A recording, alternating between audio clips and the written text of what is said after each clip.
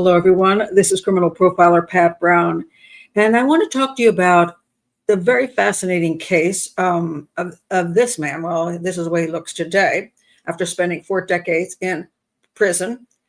This is the way he looked at the time he was convicted.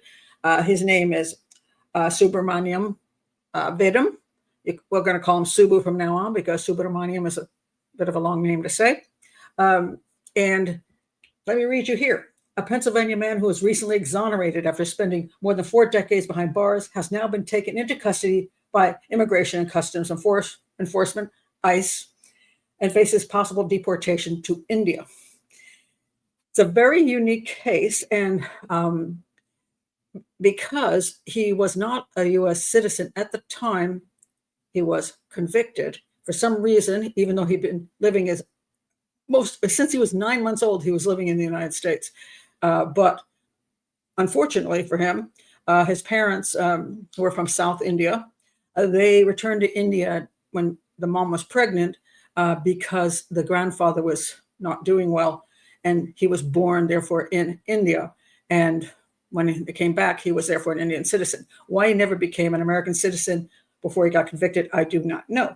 I don't know anything about the citizen status of his parents or his older sister, but at this point in time, now that he's been let out of prison, he's been detained and possibly will be deported back to India, a country he has never lived in.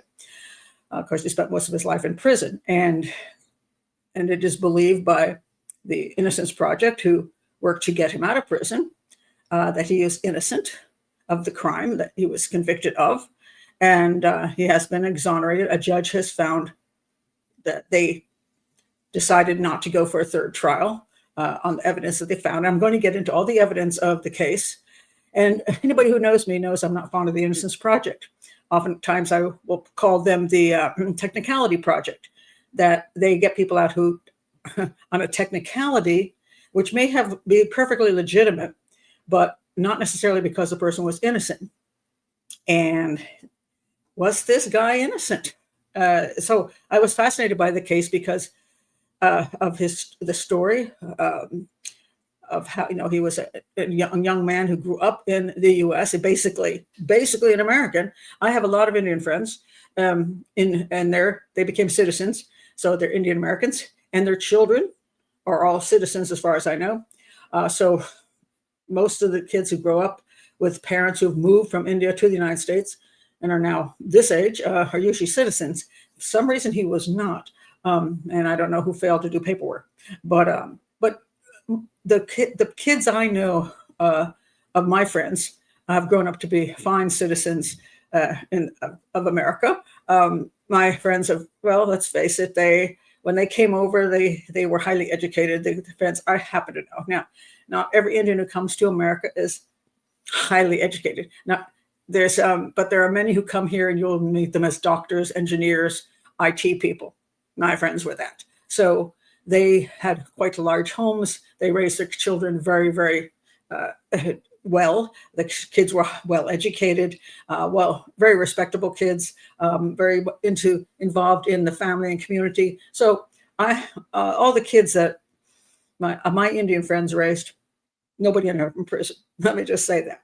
So this is the similarity with him. His parents were Brahmins from South India, which is the highest caste in India, which means they're most likely highly educated, and they came here and had good jobs and were a good part of the community. So yeah, they did very well here, and until he gets arrested for murder, which is just really strange. Just as an aside, his family was from South India, and this is a place I spent time in. So there I am in South India with some friends, and attending one of my favorite saris, and there I am at a wedding, and there I am just outside in another sari. I happen to like Indian clothing. I just put this on just to match the topic tonight. Now,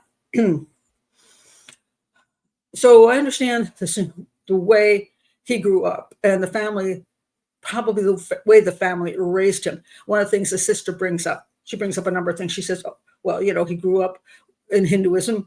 Family worked hard for good ethics and morals, and they raised him reading from the Mahabharata, which is kind of like, I call it the Bible of India. It's a whole history of what happened in way back in the years, and Krishna arrives, and the famous book that most people know is Bhagavad Gita, and that's a part of the Mahabharata.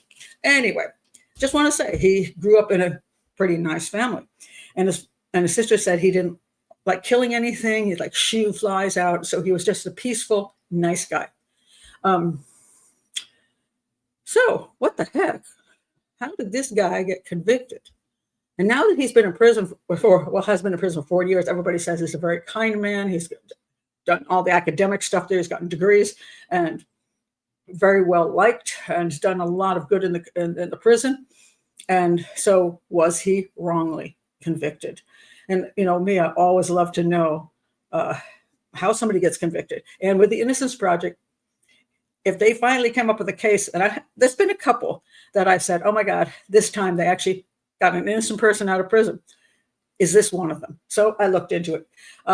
Basically, the story goes like this, that he was 19 at the time, and he had a friend. The friend was this guy, Thomas Kinzer.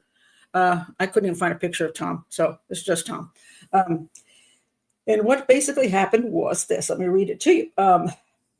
They were former classmates, Kinzer and Vedam, and they had lived together briefly as roommates. And then I think Tom got a girlfriend. So they were living in the same apartment complex, and they just separated and got different, and Tom got the girlfriend, right? So anyway, one day he asked Tom for a ride. I'll show just from State College, Pennsylvania, which is on the left side, to that location on the right side.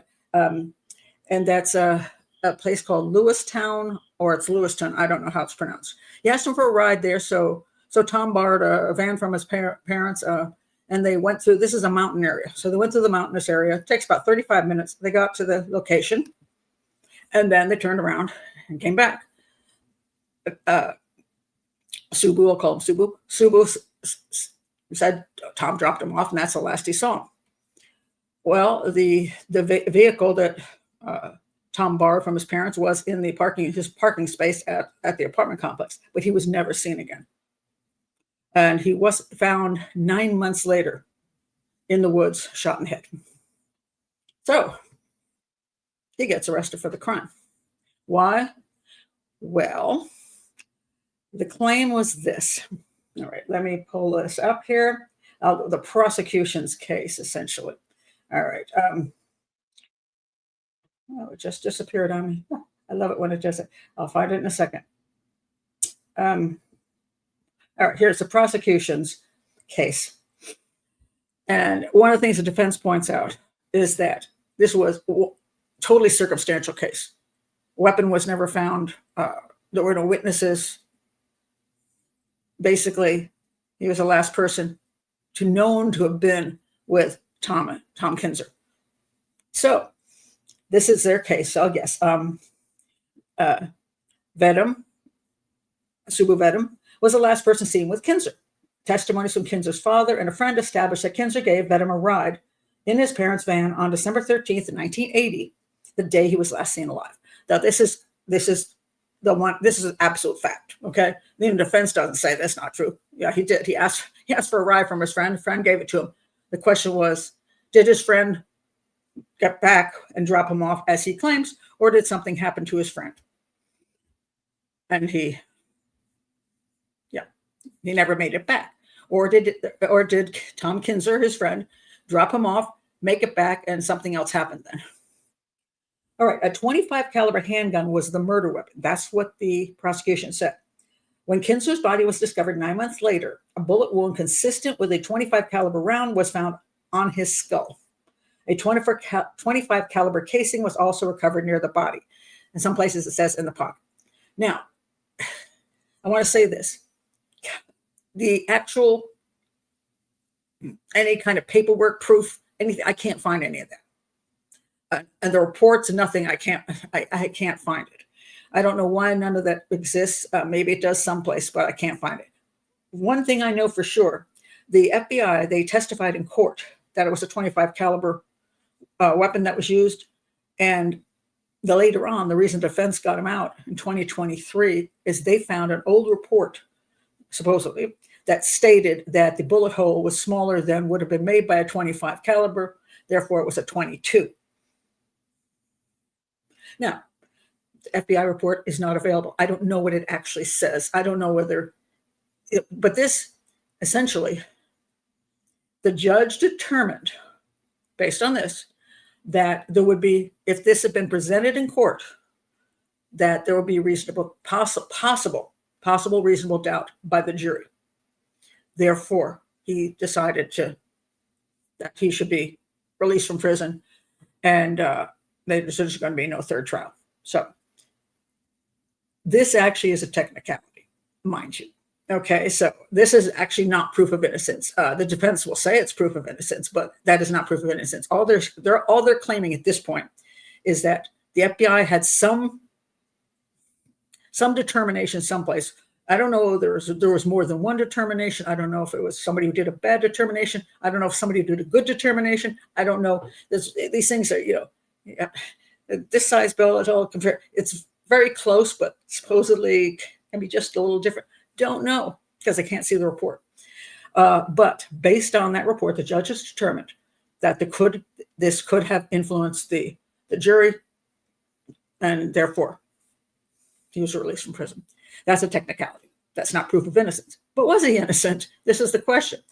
The defense says the entire case is based on circumstantial evidence, and this, what they believe is an inaccurate picture of that he was shot with a 25 caliber weapon, because supposedly the hole was too small in his skull for that. And you can't use 22 bullet in a 25. So if it's true that the hole was too small for a 25, then it was a 22. And they claimed, the FBI, that the 25 was the weapon, even though they never found the weapon. Okay, now you ask about the weapon. Well, what does the weapon have to do with this guy? Well, they found a guy. His name was Daniel O'Connell. He supposedly was an acquaintance of Vedam and Kinzer. And he testified that he sold Vedam a 25 caliber handgun and ammunition. And he claimed that Vedam test-fired the weapon in a wooded area behind Wendy's. And supposedly the FBI went and checked it out. Oh, yeah, it's the same one, whatever, that would have killed the victim. So this guy claims that he sold a 25 caliber weapon to him, but there is no weapon. Okay, but they have no weapon. And then supposedly, what was the motive? They were supposed to be friends. What would be the motive? The claim for the motive was that he had this ruby. He worked in this lab, and they had some man-made stuff there, ruby, a ruby in this case. Supposedly it said 14 pounds. I've never heard of a 14-pound ruby, but that's a heck of a ruby. Don't put it on your finger. I don't understand it, but it's supposedly some kind of man-made thing. But it was worth not like thousands, but worth some money. And he supposedly thought that Kinzer stole the ruby from him and hid it from him. And that's why he shot Kinzer, because Kinzer wouldn't tell him where the ruby was. Okay, that's the story. So we got a questionable type of gun. We have a gun that hasn't been found to even link to the scene. We have a strange sort of story about his buddy like stealing his ruby and hiding it, and we have he happened to ask him for a ride, and therefore no witnesses, no gun. That was just that. That's it. All right. So, looking at that, how did two juries find him guilty? And the two juries were white, by the way.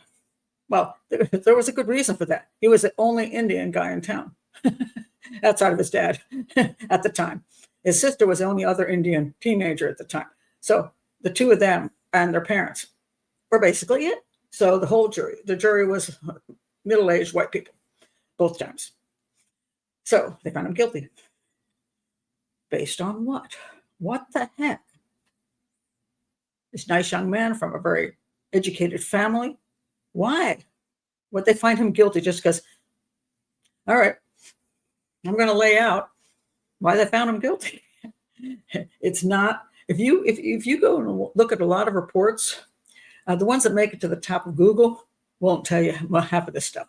Well, first of all, Kinzer was a drug dealer. Yeah, so people are like, well, he's a drug dealer. Somebody could have, got back to the apartment. He made a drug deal with somebody. Somebody got pissed at him. They abducted him, took him out there and shot him, and left him in the mountain. Okay. Let's start with that. So he gets back to the apartment. I forgot his name now. Kinzer gets back to the apartment. Tom gets back to the apartment. He's dropped off his friend at the apartment because they live in the same apartment. Anyway, he gets out of his vehicle and, maybe he did. He could have taken the vehicle someplace and come back. But the vehicle was there. So if somebody else took the vehicle, they'd have to bring the vehicle back. So that makes very little sense. So let's say Kinzer's going to make his drug deal and somebody gets pissed off and pulls him in the vehicle. Or they say, hey, Tom, come on, let's go ride and I want to do a deal with you. Okay. So Tom gets in this other person's vehicle. Guy gets pissed at him.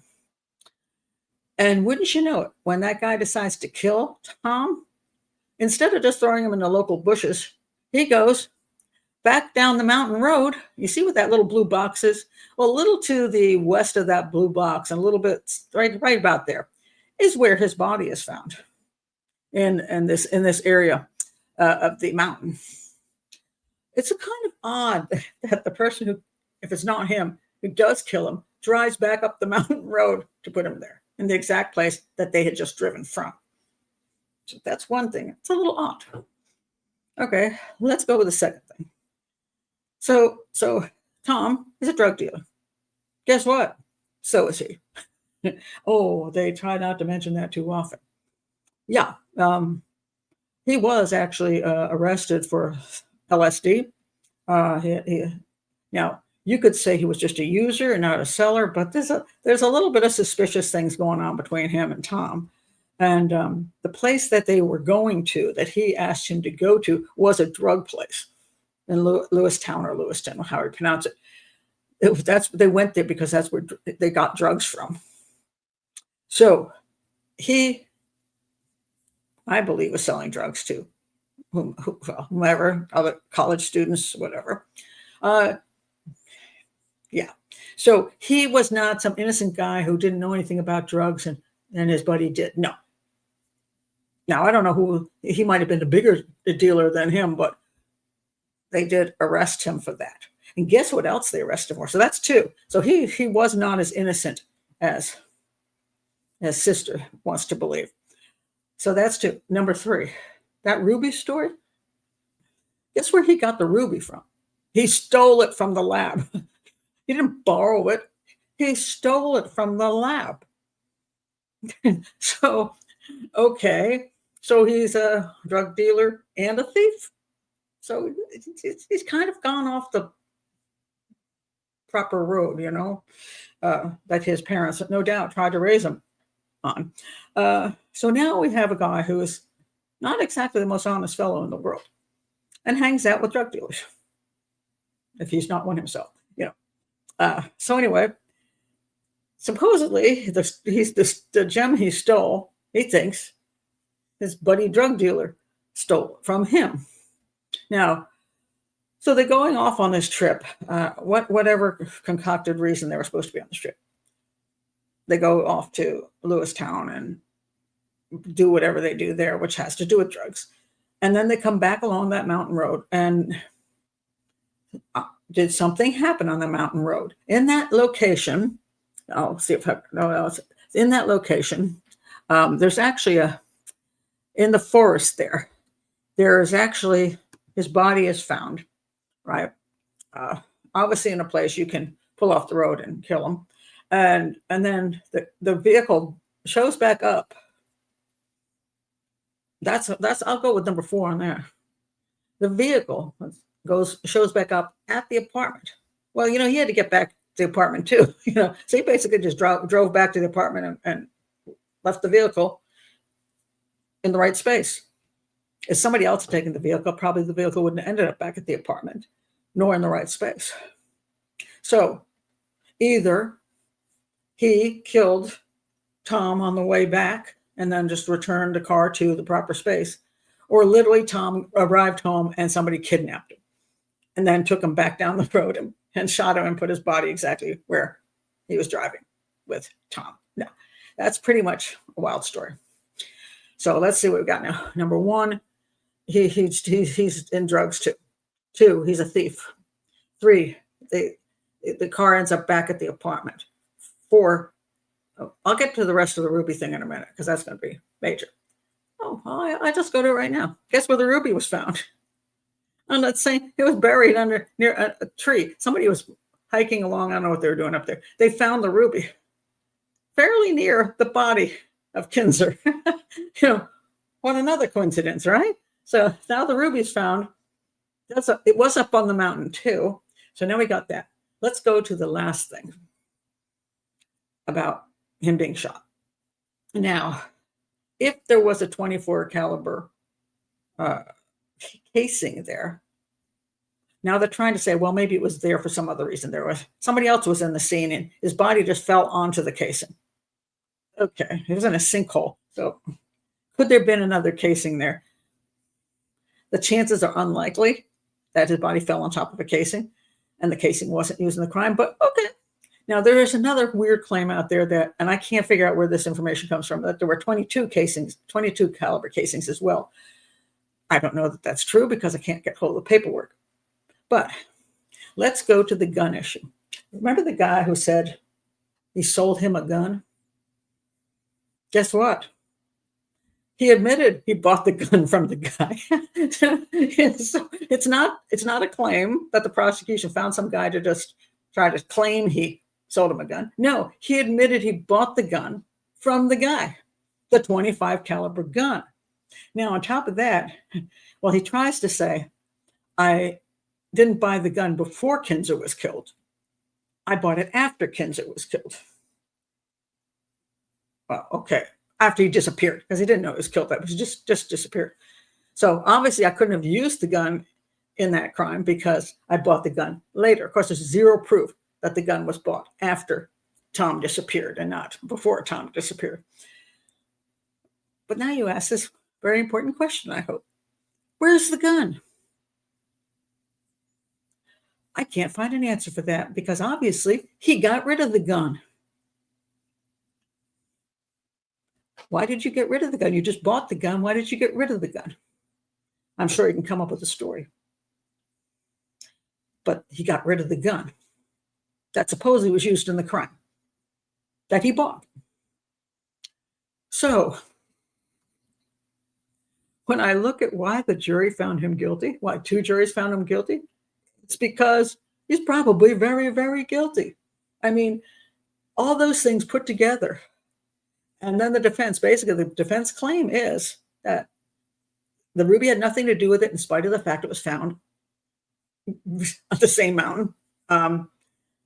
That it was the wrong gun in spite of the fact he bought a gun that a casing was found of that same kind up next to the body or on the body. And he got rid of the gun, bought a gun illegally, got rid of the gun. And in spite of the fact that the vehicle ended up back at the apartment, all of this stuff. No, what really happened is after they got back and they parked the vehicle, somehow somebody kidnapped Tom, took him up in the mountain and shot him. And everything else is just coincidence. Okay. Would I have found him guilty in a court of law with all of that if there was a question over the 25 caliber? I would still think he's guilty. I don't know if their defense could have convinced me that if there was that report would try to prove that it could have been a different gun. I would still wonder how everything else fit together so well. So I'm not in that court of law, but I understand why 2 juries found him guilty. Do I think he's probably guilty? Yes. Why he would do something like that? Who knows? He seemed to have a few issues, a few issues that the family doesn't want to admit back in the day. If you're involved in drugs and you're stealing stuff, I'm going to say you have a personality disorder, probably. Not just that you're young and foolish, but and you're hanging around drug dealers and, okay. And you're likely a drug dealer yourself. Now he looks like this. Did he redeem himself in prison? 40 years worth of... And the judge basically said that, I think the judge was trying to say, even if you were guilty, you went in at 19 years old and spent 40 years there, probably, you just shot a drug dealer anyway. So he probably shouldn't have been in there that long. That's another argument you can use for letting him out. But doesn't mean he's innocent. Just means that they've decided that there were issues with disclosure, which can be a perfectly legitimate issue to change the situation where you can say, okay, it wasn't a proper trial then if they did not, give the defense the information. Okay, that may be true. Doesn't mean he's innocent. All right, just as the last thing, and this going back to India, it's kind of funny. So there was a lot of outrage how how is he going to survive in India? Because it's a country he doesn't even know. Look, I can survive in India. Been there many times, thinking of retiring there. I can survive perfectly fine in India. It's a lot cheaper than living in the U.S. Food's great. People are super friendly. He's going to have a massive support group there because, according to everybody else, he's definitely was innocent.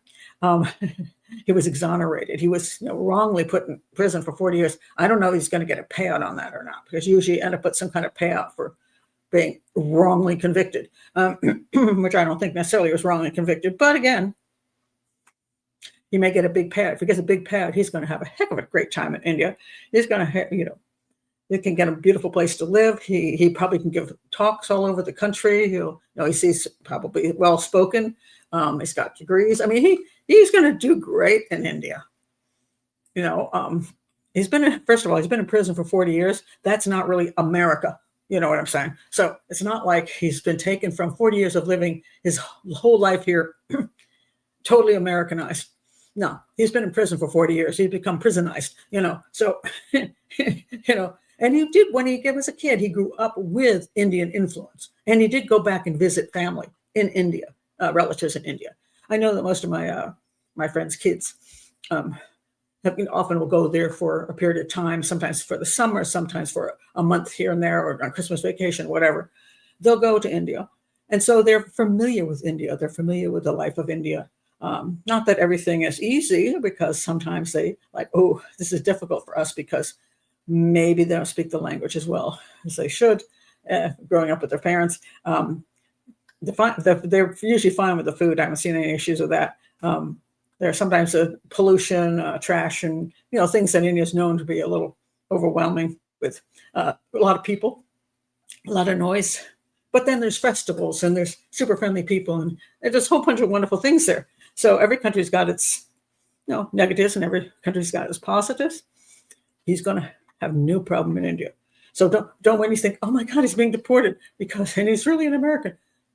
Yeah, technically, he did grow up here. So I think I don't know why he didn't get citizenship. He probably should have.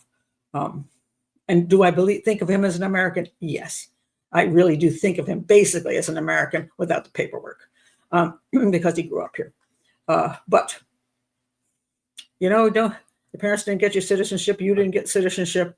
I don't know if you can get citizenship while you're in prison. I was going to read up on that. I forgot, but he still didn't have it. So if he gets deported back to India, he'll be fine.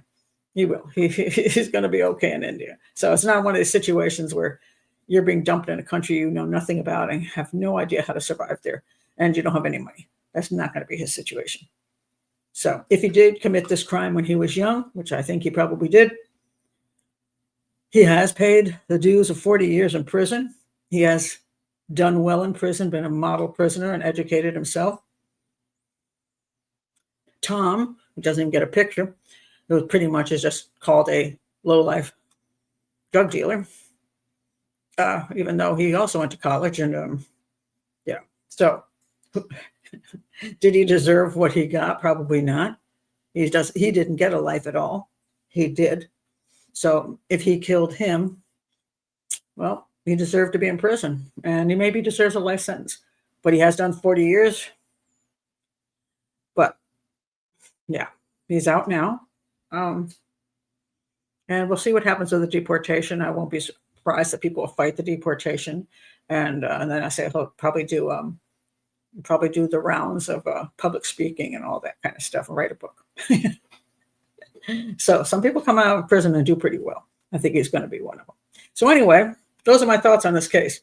It bugs me the most is I don't want like something called an innocence project when they're getting people out on technicalities, and that they don't tell you the details of the crime. So what happens is you hear a one-sided version. You go, oh my God, this guy, just because he was the only Indian young man in town at the time, they're racist in there. They just pin that murder of that white boy on him, and he didn't do anything except ask his friend for a ride, and they pinned it on him.